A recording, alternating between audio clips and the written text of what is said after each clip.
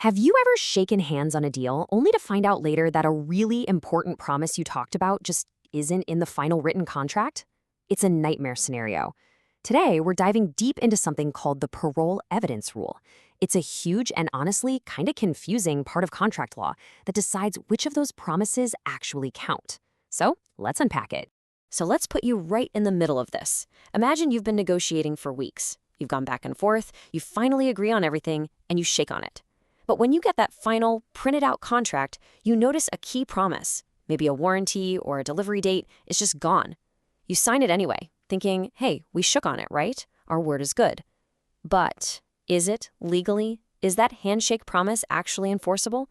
That is the exact question the parole evidence rule tries to answer. So, here's our game plan. First, we'll tackle why the name of this rule is so misleading. Then, we'll get into the big question. How do courts even decide if a contract is the final word? After that, we'll look at two totally different ways judges handle this stuff. We'll also cover the crucial exceptions, the get-out-of-jail-free cards, if you will. And finally, we'll see how courts read between the lines to figure out what a contract actually means. All right, let's jump right into Section 1, the misleadingly named rule. Honestly, a huge reason this whole topic trips people up is right there in the name itself. Let's clear that up from the get-go.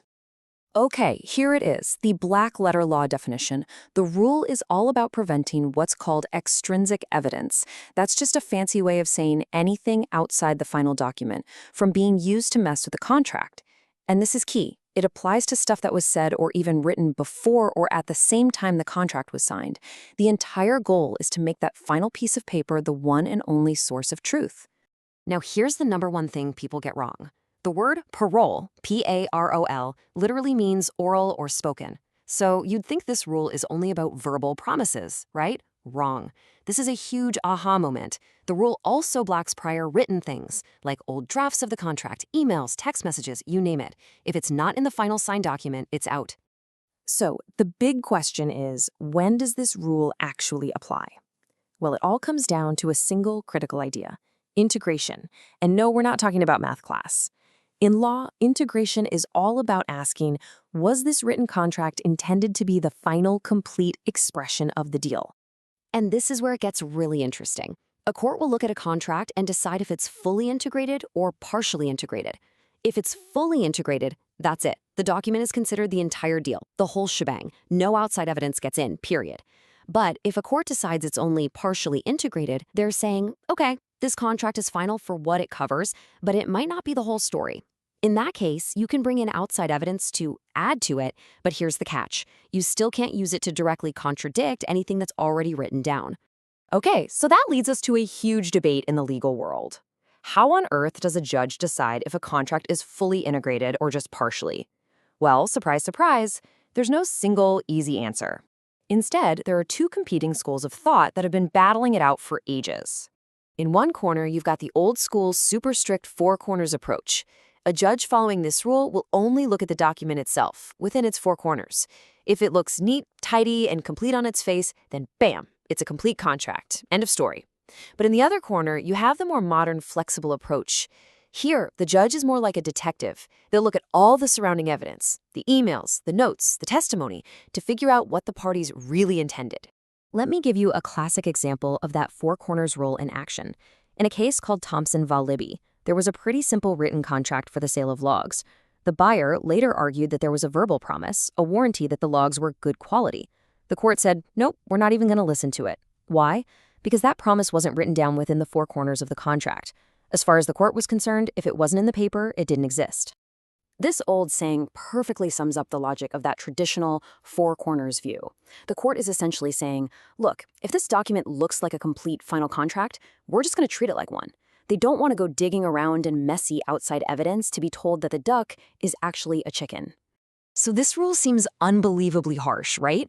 It sounds like you're out of luck if something gets left out. Well, not exactly. You see, even the strictest rules have escape hatches, and the parole evidence rule has a ton of them. These are the exceptions, and they are absolutely crucial. The rule is not there to help people get away with fraud or to enforce a contract signed under duress, so courts will always let in outside evidence to prove the contract itself is invalid for reasons like fraud, mistake, or that someone was forced to sign.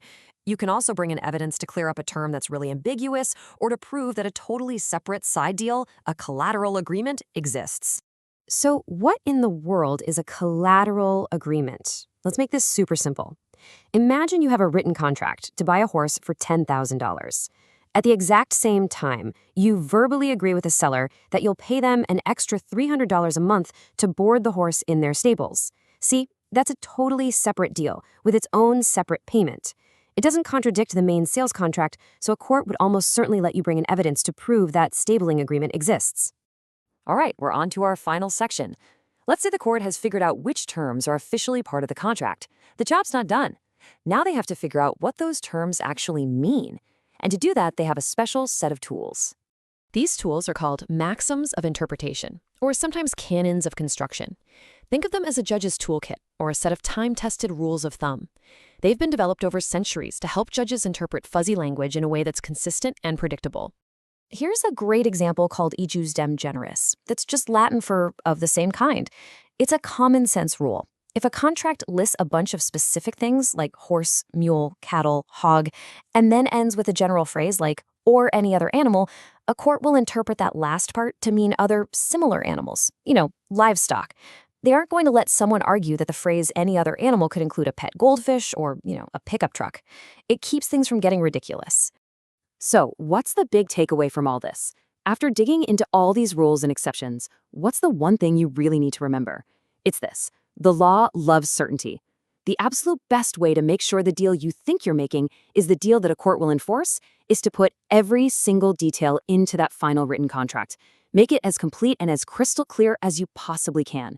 That's how you avoid a massive fight later over what was really agreed upon. And that really brings us to the core puzzle of this whole topic. The Parol evidence rule was created to give us certainty and to honor the finality of a written contract. But when you factor in all of these exceptions and these two completely different ways judges can look at the evidence, you have to wonder, does it actually achieve that goal? Or does this complicated rule meant to prevent fights just end up creating even more of them? That's the debate that's still going on in courtrooms today.